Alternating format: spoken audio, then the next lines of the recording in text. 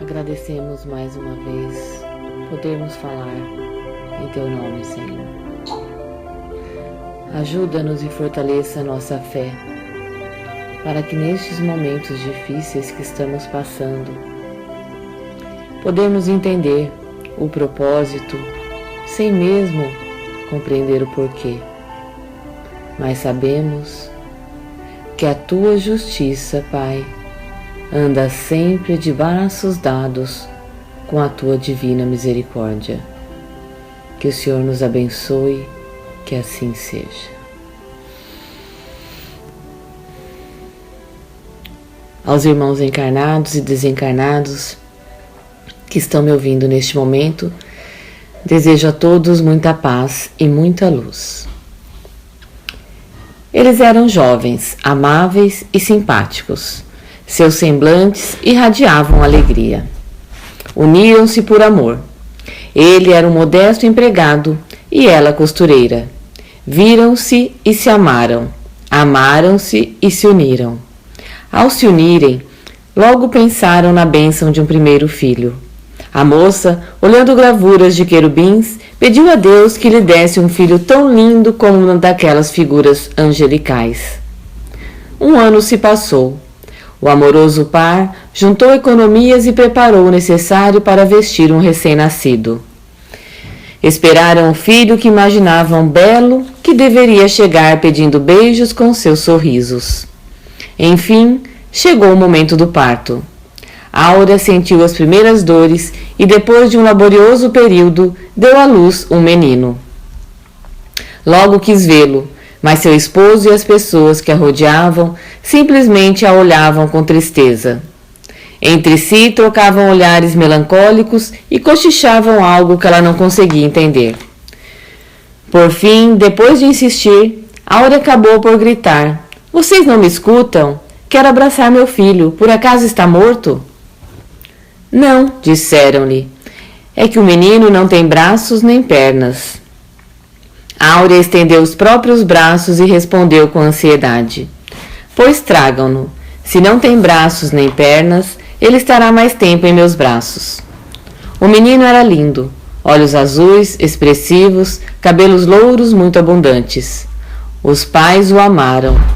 Mas o pai, quando sua esposa não podia ouvir, dizia com profunda amargura: "Eu queria tanto um filho, e ele veio sem braços nem pernas. Que grande injustiça cometeu Deus para comigo."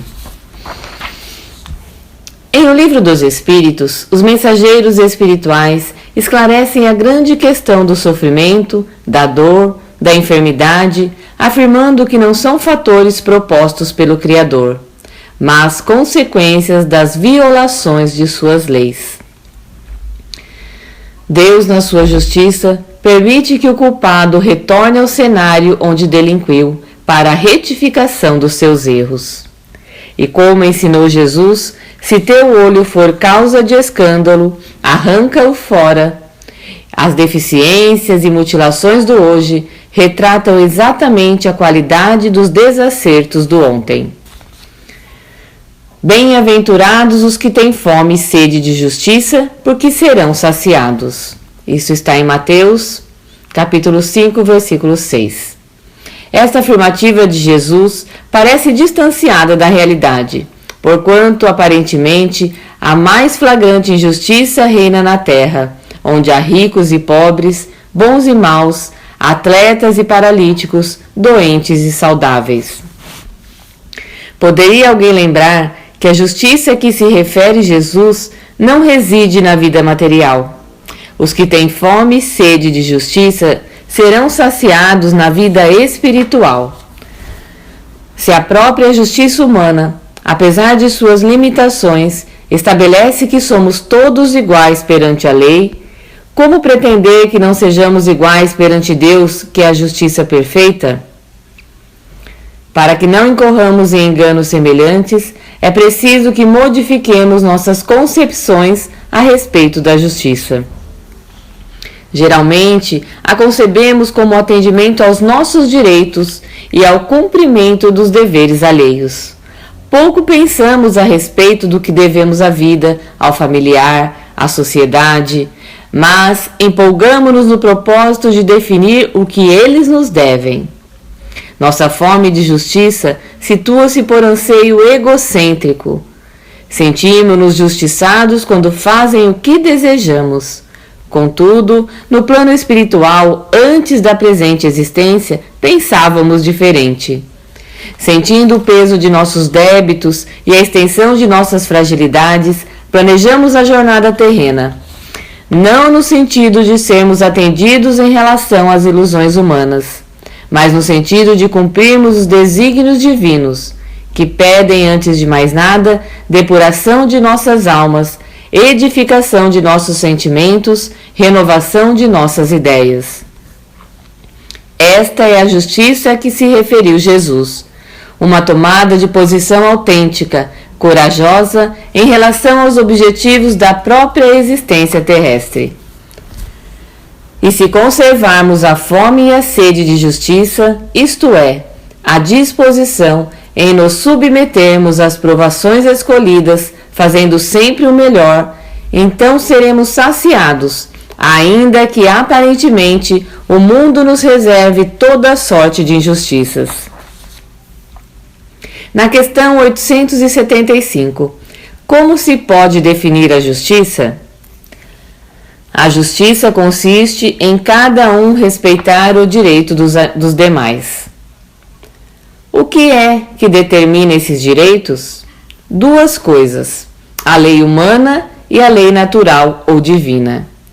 Tendo os homens formulado leis apropriadas a seus costumes e caracteres, elas estabeleceram direitos mutáveis com o progresso das luzes. Vede se hoje as vossas leis, aliás imperfeitas, consagram o mesmo direito que as da Idade Média. Entretanto, esses direitos antiquados, que agora se vos afiguram monstruosos, pareciam justos e naturais naquela época. Ainda estamos num processo de aprendizado, de crescimento espiritual. E a questão 874 diz assim: sendo a justiça uma lei da natureza, como se explica que os homens a entendam de modos tão diferentes, considerando uns justo o que a outros parece injusto?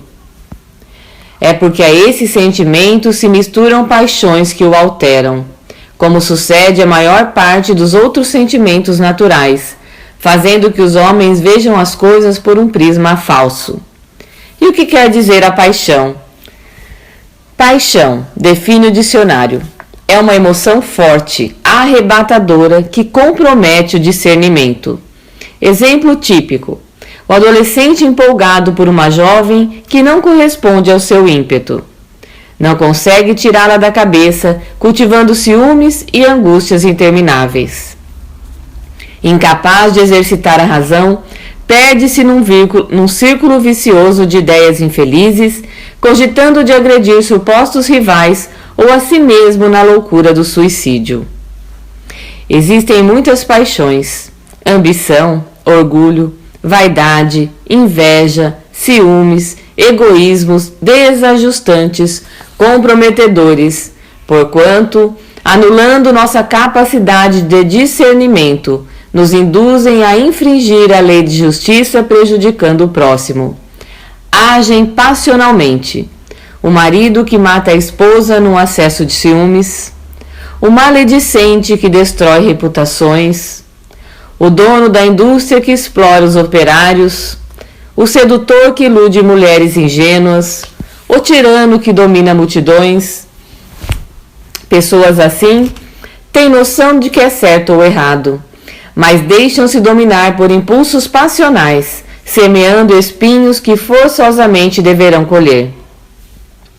O mal retorna inevitavelmente àquele que o pratica, a curto prazo, na forma de inquietação; a médio prazo, transmitido de desajustes físicos e espirituais; a longo prazo, em existências futuras, quando se defronta com os mesmos prejuízos impostos às suas vítimas. Imperioso, portanto, em nosso próprio benefício, que domemos as paixões, usando como elementar exame de consciência as leis divinas. O Evangelho de Jesus, que devem sobrepor-se aos impulsos passionais sempre que estes nos sugiram o desrespeito pelos direitos alheios. Da necessidade que o homem tem de viver em sociedade, nascem-lhe obrigações especiais? Certo, e a primeira de todas é a de respeitar os direitos de seus semelhantes. Aquele que respeitar esses direitos procederá sempre com justiça. Em o vosso mundo, porque a maioria dos homens não pratica a lei de justiça, cada um usa de represálias. Essa é a causa da perturbação e da confusão em que vivem as sociedades humanas. A vida social outorga direitos e impõe sempre deveres recíprocos. Na questão número 877 da Lei de Justiça, de Amor e de Caridade. O mais elementar princípio de convivência social recomenda que nos respeitemos uns aos outros, partindo do essencial. Nossos direitos terminam onde começam os direitos alheios. Observando-o, viveremos em paz. O problema é que poucos fazem isso. Daí a confusão de nosso mundo. Então a pergunta: como proceder com aqueles que fazem ao semelhante males que não desejam para si mesmos? O próprio Moisés, que foi instrumento da espiritualidade para a revelação da justiça, esbarrou nessa dificuldade e, atropelando-a com a lógica de seu tempo, instituiu a pena de talião, o olho por olho, dente por dente, que é profundamente contraditória, porquanto impõe aos infratores da lei divina os mesmos males que pretende coibir, realimentando-os. É o revide puro e simples, que configura uma tendência arraigada no espírito humano. Se alguém faz algo contra nós que não gostaríamos de sofrer, um comentário maldoso, por exemplo, nossa reação provável será responder na mesma proporção. Resultado: atrito, desentendimento, troca de insultos, inimizades.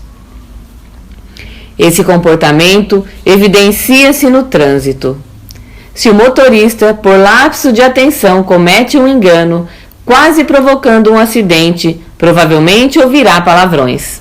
Reação inconveniente, própria de gente deseducada, que revida progressivamente ao susto sofrido. Agir assim é como apagar fogo com gasolina. As prisões estão repletas de adeptos do olho por olho, que revidaram a ofensa com o assassinato do ofensor. Não levaram desaforo para casa, apenas a desolação, o sofrimento e a dor. Certo dia, o homem de Nazaré nos alertou e o evangelista Mateus registrou, com certeza de que muito precisaríamos meditar a respeito. Porque vos digo que, se a vossa justiça não exceder a dos escribas e fariseus, de modo nenhum entrareis no reino dos céus. As anotações históricas nos dizem que aqueles homens citados por Jesus praticavam uma justiça exclusivamente a seu favor. Para si mesmos, seus familiares e amigos, tudo. Para os desafetos, os inimigos, nada. Contudo, a justiça estabelece que a cada um deve ser dado conforme seu merecimento. Quando analisamos os nossos próprios atos, logo constatamos que andamos distantes da verdadeira justiça. De um modo geral, nos dizemos indignados com a injustiça que vemos no mundo diariamente. Alguns nos engajamos em movimentos de defesa dos direitos humanos e saímos às ruas, portando cartazes, exigindo que a justiça se faça. Entretanto, como vivemos em uma sociedade de homens imperfeitos, natural que o nosso sentido de justiça, por vezes, se apresente equivocado. Nosso comportamento afirma que, embora clamemos por justiça, para nós e para os outros, nossos atos não são dignos dos homens justos. É por isso que, quando batemos no carro de outro, se pudermos, arrumamos sempre uma desculpa, na tentativa de escapar da responsabilidade. Mas, quando alguém bate no nosso, exigimos nossos direitos. Procuramos cercar o causador do acidente, fotografamos, tomamos nota de todos os seus dados pessoais, contatos, pois desejamos o ressarcimento do dano que ele nos causou. Outro exemplo que nos diz o quanto ainda estamos longe da verdadeira justiça é que, invocando nossos direitos, promovemos greves e passeatas por melhores salários. Contudo, não lembramos de ajustar e melhorar o salário dos nossos servidores mais próximos de forma espontânea.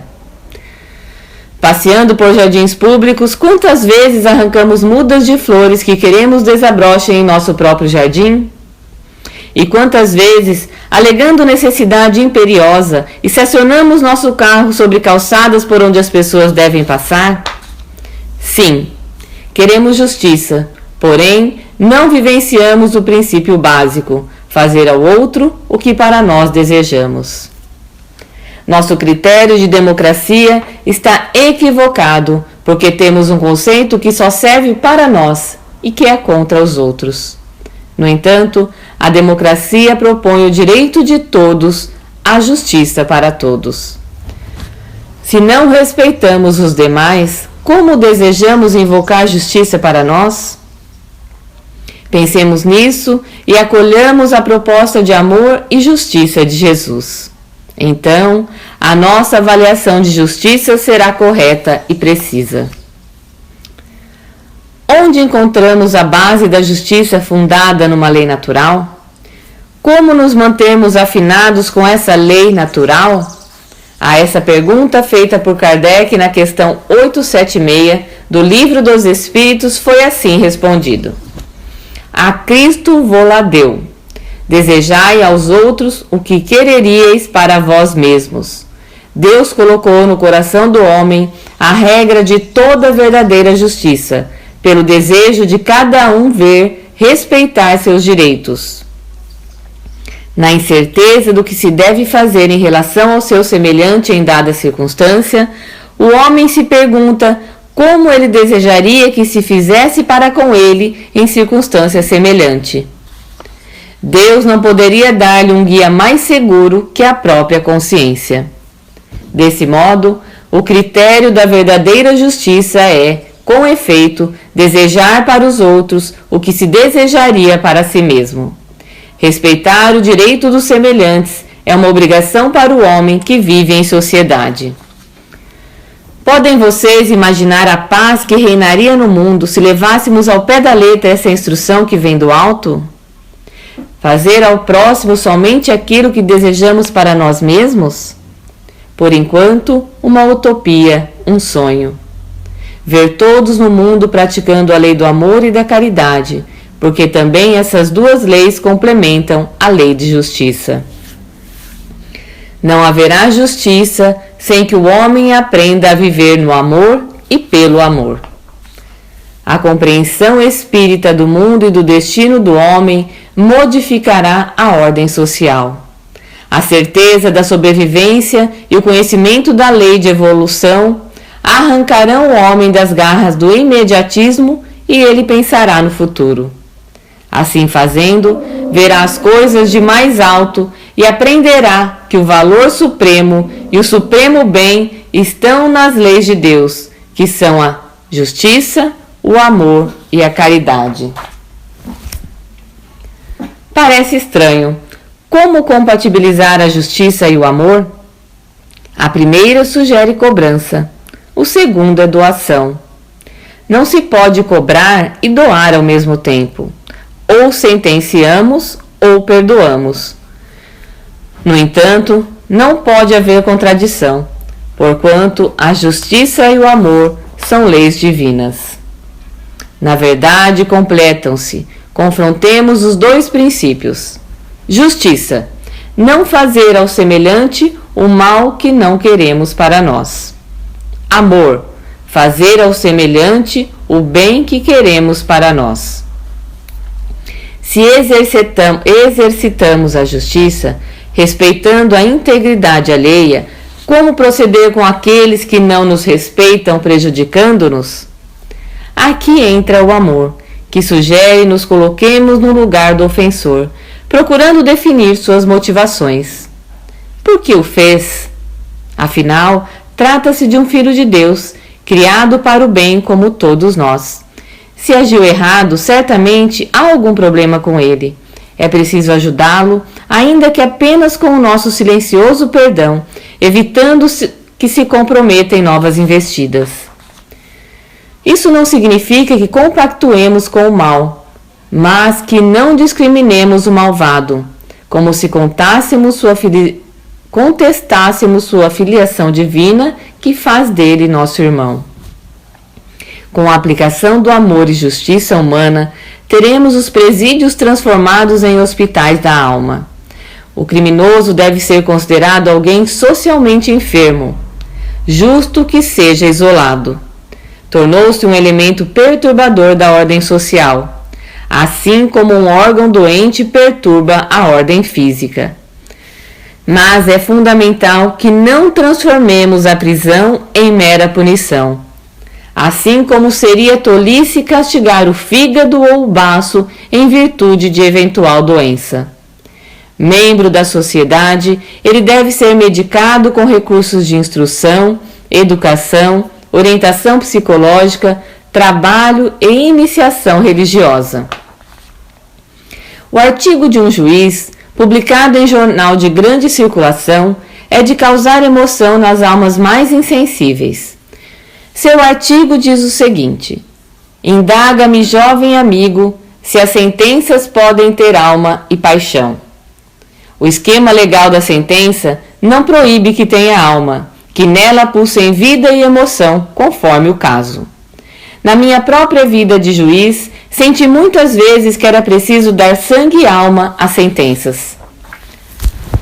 Como devolver, por exemplo, a liberdade a uma mulher grávida, presa porque trazia consigo algumas gramas de maconha, sem penetrar na sua sensibilidade e na sua condição de pessoa humana? Foi o que tentei fazer ao libertar Edna, uma pobre mulher que estava presa há 8 meses, prestes a dar à luz, com o despacho que a seguir transcrevo. A acusada é multiplicadamente marginalizada, por ser mulher numa sociedade machista, por ser pobre, cujo latifúndio são os 7 palmos da terra dos versos imortais do poeta, por ser prostituta, desconsiderada pelos homens, mas amada por um nazareno que certa vez passou por este mundo, por não ter saúde, por estar grávida, santificada pelo feto que tem dentro de si. Mulher diante da qual este juiz deveria se ajoelhar numa homenagem à maternidade, porém que, na nossa estrutura social, em vez de estar recebendo cuidados pré-natais, espera pelo filho na cadeia. É uma dupla liberdade a que concedo neste despacho. Liberdade para Edna e liberdade para o filho de Edna, que se do ventre da mãe puder ouvir o som da palavra humana, sinta o calor e o amor da palavra que lhe dirijo, para que venha a este mundo com forças para lutar, sofrer e sobreviver, quando tanta gente foge da maternidade. Este juiz renegaria todo o seu credo, rasgaria todos os seus princípios, trairia a memória de sua mãe se permitisse sair Edna deste fórum sob prisão. Saia livre, saia abençoada por Deus. Saia com seu filho, traga seu filho à luz. Porque cada choro de uma criança que nasce é a esperança de um mundo novo, mais fraterno, mais puro e algum dia cristão. Espeça-se incontinente o alvará de soltura.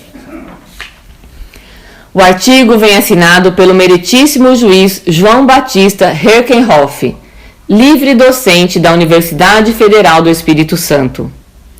Ao ler o despacho desse magistrado, a esperança de um mundo novo e justo se desdobra à nossa frente. Esperança de um dia as leis humanas se tornarem educativas e não punitivas. Esperança de ver as sanções proporcionais às faltas cometidas. Esperança de, num julgamento, ser levado em conta o passado de cada ser, sua infância, as possibilidades que teve de educação, de saúde, de carinho, de afeto. Enfim, esperança de que a humanidade atente para as leis de Deus e nelas baseiem as suas. Com o advento da doutrina espírita no século XIX, depois que a humanidade foi amadurecendo e se desenvolvendo intelecto-moralmente, pois já tinha ouvido falar na justiça, sobretudo através de Moisés, e no amor, sem dúvida nenhuma, inigualavelmente pela palavra e principalmente pela exemplificação de Jesus, a doutrina espírita trouxe a terceira fase do triângulo divino, a caridade, assim afirmando os espíritos superiores. Fora da caridade não há salvação. Todas as vezes em que a justiça não se fez acompanhar do amor e da caridade, vivenciamos alguns dos piores períodos da história, como, por exemplo, as cruzadas, quando os cristãos declararam guerras absurdas aos muçulmanos, a pretexto de recuperar os lugares onde Jesus tinha vivido, como se o Divino Mestre precisasse de algum local específico para ser lembrado. O extermínio de milhões de judeus pelos nazistas, sob a falácia da necessidade da eliminação de uma raça impura que impediria a Alemanha imperialista de tornar-se a nação mais poderosa do planeta. Kardec considera a lei de justiça, amor e caridade a mais importante das leis naturais, porque ela resume todas as outras. A relação que existe entre justiça, amor e caridade é a de que a justiça procura simplesmente ajustar-se à lei. A lei, contudo, é fria, diz respeito a uma norma. A obediência cega a uma lei pode acarretar uma injustiça para com os seres humanos.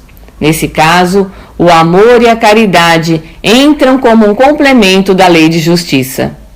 Na pergunta 886 de O Livro dos Espíritos, Allan Kardec diz: o amor e a caridade são o complemento da lei de justiça, porque amar o próximo é fazer-lhe todo o bem possível, o que desejaríamos que nos fosse feito.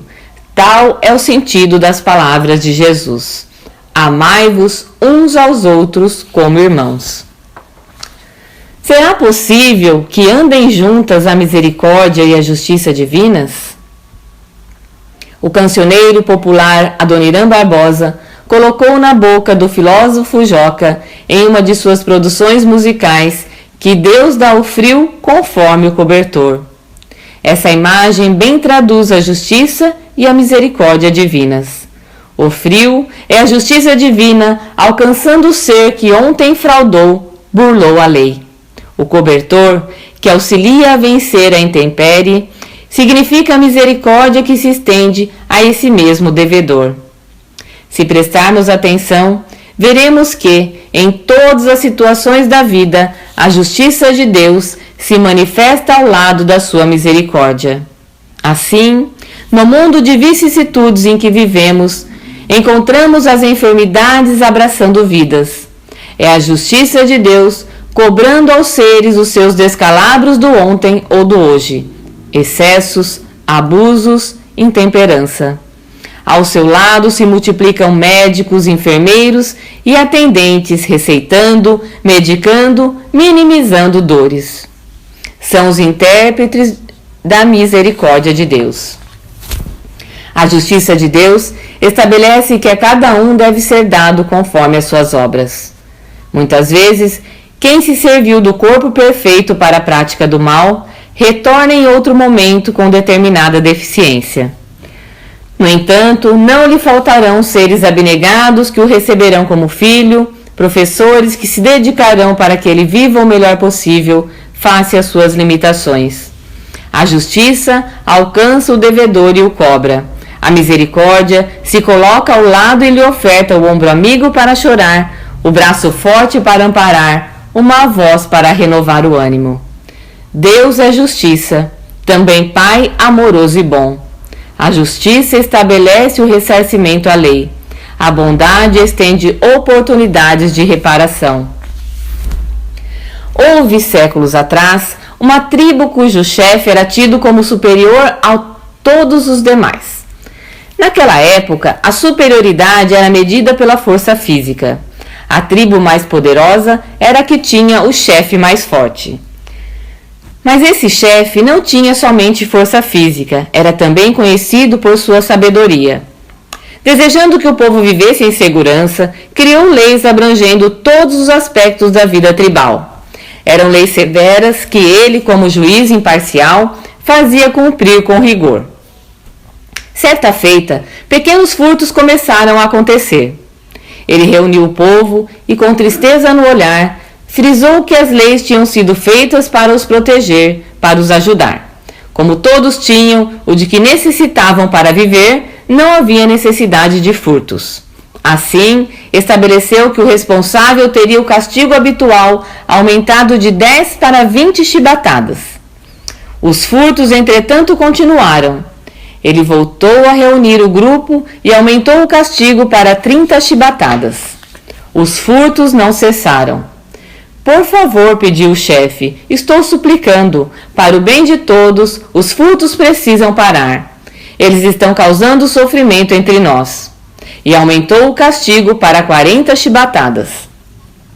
Naquele dia, os que estavam próximos dele viram que uma lágrima escorreu pela sua face, quando dispersou o grupo.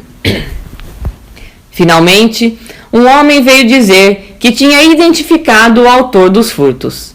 A notícia se espalhou e todos se reuniram para ver quem era. Um murmúrio de espanto percorreu a pequena multidão, quando a pessoa foi trazida por 2 guardas. A face do chefe empalideceu de susto e sofrimento. Era sua mãe, uma senhora idosa e frágil. E agora? O povo começou a questionar se ele seria ainda assim imparcial. Será que faria cumprir a lei? Seria o amor por sua mãe capaz de o impedir de cumprir o que ele mesmo estabelecera? Notava-se a luta íntima dele, que por fim falou: Meu povo amado, faço isso pela nossa segurança e pela nossa paz. As 40 chibatadas devem ser aplicadas, porque o sofrimento que esse delito nos causou foi grande demais. Acenou com a cabeça e os guardas fizeram sua mãe dar um passo à frente. Um deles retirou o manto dela, deixando à mostra as costas ossudas e arqueadas. O carrasco, armado de chicote, se aproximou e começou a desenrolar o seu instrumento de punição. Nesse momento, o chefe retirou o próprio manto e todos puderam ver seus ombros largos, bronzeados e firmes. Com muito carinho, passou os braços ao redor de sua querida mãe, protegendo-a por inteiro com o próprio corpo. Encostou o seu rosto ao dela e misturou as suas lágrimas com as dela. Murmurou-lhe algo ao ouvido e então fez um sinal afirmativo para o encarregado. O homem se aproximou e desferiu, nos ombros fortes e vigorosos, uma chibatada após outra, até completar exatamente 40. Foi um momento inesquecível para toda a tribo que aprendeu naquele dia como se podem harmonizar com perfeição o amor e a justiça. É o amor que impede a lei de justiça funcionar como a lei de Talião. O amor tudo pode e tudo vence, encontrando soluções para situações mais difíceis e controvertidas. Era uma vez uma margarida em um jardim. Quando ficou de noite, a margarida começou a tremer. Aí passou a borboleta azul. A borboleta parou de voar. Por que você está tremendo? Frio. Oh, é horrível ficar com frio. E logo em uma noite tão escura. A margarida deu uma espiada na noite e se encolheu nas suas folhas. A borboleta teve uma ideia. Espere um pouco e voou para o quarto de Ana Maria. Psiu, acorde. Ah, é você, borboleta, como vai? Eu vou bem, mas a margarida vai mal. O que ela tem? Frio, coitada. Então já sei o remédio, vou trazer a margarida para o meu quarto. A margarida ficou na mesa de cabeceira. Ana Maria se deitou, mas ouviu um barulhinho. Era o vaso balançando. A Margarida estava tremendo. Que é isso? Frio. Ainda? Então já sei. Vou arranjar um casaquinho para você. Ana Maria tirou o casaquinho da boneca e vestiu na Margarida. Agora você está bem. Durma e sonhe com os anjos. Mas quem sonhou com os anjos foi Ana Maria. A Margarida continuou a tremer. Ana Maria acordou com um barulhinho.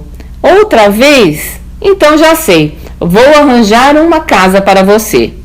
E Ana Maria arranjou uma casa para Margarida. Mas quando iam adormecendo, ouviu outro barulhinho. Era a Margarida tremendo. Então Ana Maria descobriu tudo. Foi lá e deu um beijo na Margarida. A Margarida parou de tremer e dormiram muito bem a noite toda. No dia seguinte, Ana Maria disse para a borboleta azul: Sabe, borboleta, o frio da Margarida não era frio de casaco, não. E a borboleta respondeu: Ah, entendi. Que possamos nós entender com amor todo o frio e toda a dor. Que Deus nos abençoe, graças a Deus.